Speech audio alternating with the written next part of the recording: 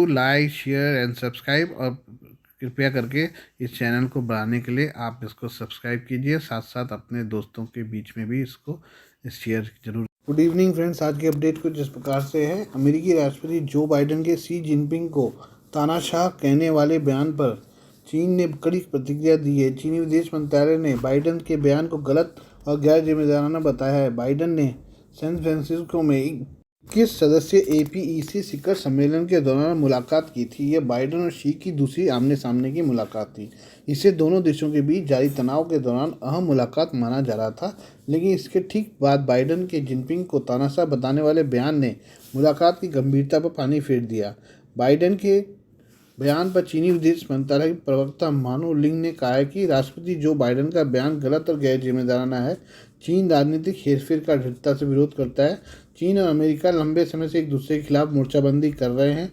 America ने Indo Pacific में चीन का सामना करने के लिए क्वाड और ऑकस जैसे गठबंधन बनाए हैं। वहीं चीन अमेरिका विरोधी देशों को एकजुट कर नया एजेंडा चलाने की कोशिश में है। चीनी राष्ट्रपति शी जिनपिंग और अमेरिकी राष्ट्रपति जो बाइडेन समानता के आधार पर फिर से शुरू करने और उच्च स्तरीय सैन्य संचार शुरू करने पर सहमत हुए हैं। समाचार एजेंसी सिन्हुआ की रिपोर्ट के अनुसार वे बुधवार को कैलिफोर्निया के सैन फ्रांसिस्को के लगभग 40 किलोमीटर दक्षिण में स्थित फिलोली स्टेट में एक शिखर सम्मेलन के दौरान इस समझौते पर पहुंचे। बाइडेन ने फिलोली स्टेट में शी की मेजबानी की, जहां वे एशिया प्रशांत आर्थिक सहयोग के वार्षिक शिखर सम्मेलन के लिए हैं। एक वर्ष से अधिक समय में यह उनकी पहली मुलाकात थी।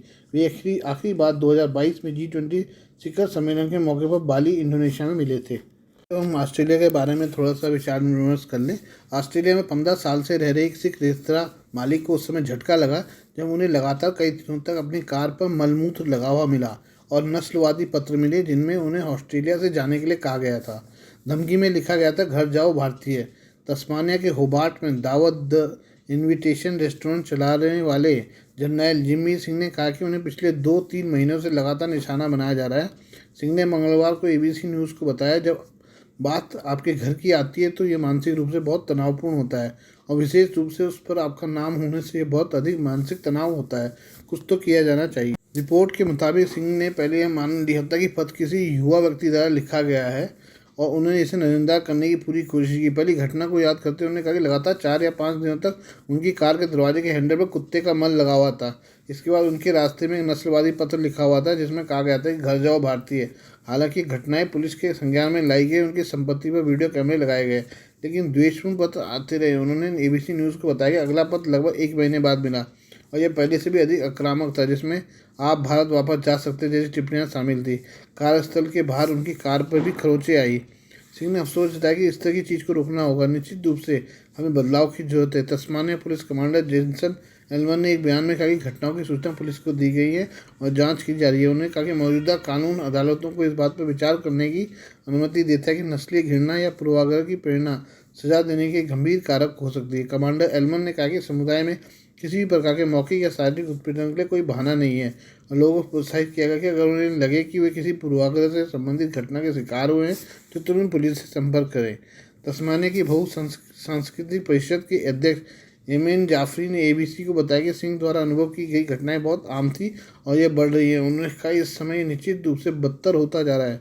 सिंह ने कहा कि उम्मीद है कि अपने अनुभवों के बारे में बोलने से दूसरों को इस तरह का सामना करने से रोकने में मदद मिल सकती है। पुलिस द्वारा जांच शुरू करने के बाद सिंह ने अपने सोशल मीडिया पेज पर लिखा कि हमारे खूबसूरत देश ऑस्ट्रेलिया में नस्लवाद के लिए कोई जगह नहीं है। उन्होंने अपने समर्थकों ग्राहकों को भी ध्यान दिया जो कठिन समस्या उनके साथ खड़े रहे। उन्होंने सोमवार को फेसबुक पर लिखा, मैं कई तरीके से मिले विश्वसनीय समर्थन के लिए अपना हार्दिक आभार व्यक्त करना चाहता हूँ। हम चीन की आग के बारे में बात करें। चीन के शाक्सी प्रांत में गुरुवार सुबह एक कोयला खनन कंपनी के दफ्तर में लगी भीषण आग में 26 लोगों की मौत हो गई। बताया गया है कि आग की चपेट में आकर 60 लोग घायल भी हो गए हैं। पुलिस के मुताबिक लुलियांग शहर के लिशी जिले में स्थित इस 5 मंजिला इमारत में सुबह 6:50 में भड़की आग दूसरी मंजिल तक पहुंच गई। इसे बुझाने के लिए दमकल कर्मियों को कड़ी मशक्कत करनी पड़ी, हालांकि इस पर नियंत्रण पा लिया गया। रिपोर्ट में कहा गया कि इमारत निजी कोयला खनन कंपनी योंगजू कोल्स की है। यह कंपनी हर साल चीन में 120 टन कोयले की खनन करती है। आइए हम उत्तरकाशी में सुरंग में फंसे 40 लोगों की जिंदगी को बारे में बात करें, सुरंग में फंसी इन 40 जिंदगी को बचाने के लिए एयरफोर्स के विमान से अमेरिकन ऑगर मशीन दिल्ली से उत्तरकाशी पहुंचाई गई है। इसकी मदद से ड्रिलिंग का काम शुरू कर दिया गया है। इस काम में 200 से ज़्यादा लोगों की टीम के अलावा थाईलैंड, नॉर्वे, फिनलैंड समेत कई देशों के एक्सपर्ट से ऑनलाइन सलाह भी ली जा रही है। 5 दिन बाद भी अब तक उत्तरकाशी में सुरंग में फंसे मजदूरों को बाहर नहीं निकाला जा सका है। सुरंग में फंसे एक मजदूर की आवाज़ सुनाई दी है, जिसमें वो खुद को बाहर निकालने की गुहार लगा रहा है। इसके साथ ही मजदूरों के सही सलामत होने की उम्मीद की किरण भी जगी है।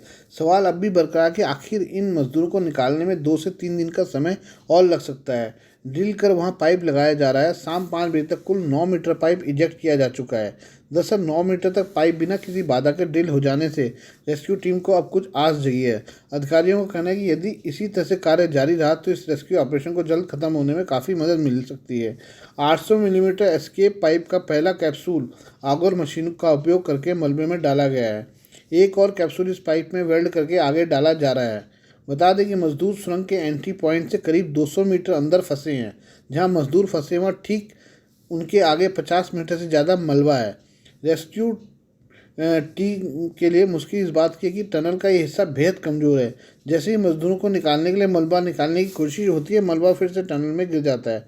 अब इस 50 मीटर से भी ज़्यादा लंबे मलबे के बीच 800 और 900 मीटर चौड़े स्टील पाइप डाले जा रहे हैं। कोशिश है कि मलबे के आर पार स्टील पाइप डालकर अंदर से एक एक करके मजदूरों को निकाला जा सके। विशेषज्ञों का मानना है कि कच्चे और नाजुक मलबे को देखते हुए पहले 15-16 मीटर आसान होंगे।